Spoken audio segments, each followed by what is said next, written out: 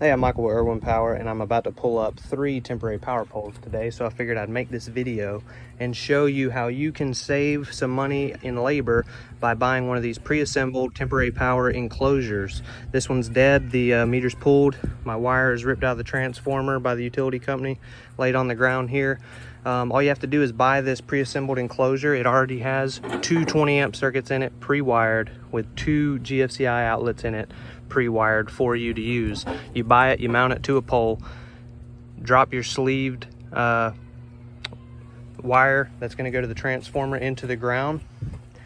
You do have to get the wire in the conduit and then your ground rods, set all that up, but you're not having to put your own box with receptacles on the pole. You're not having to get your weatherproof cover and install that and stuff like that, so you are saving a little bit of time. The enclosure you're looking at right here cost me a little bit under $400 for just the panel, and they make these for underground services or overhead services depending on which type of temporary power pole you're wanting to install.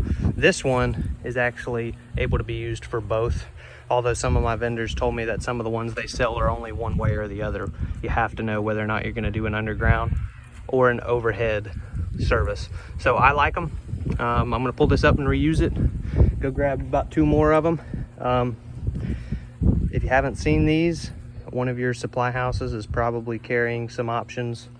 Most people simply cut their wire below grade and abandon it, because this wire is supposed to be 24 to 36 inches deep depending on your utility company, the wire that's feeding this service here, and a lot of people don't want to dig that back up, so they cut it and get out of there as soon as possible.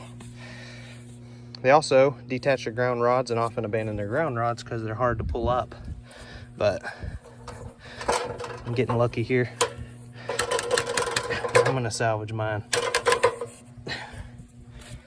Been going to the gym, so looks like it's paying off big time for old Irwin Power.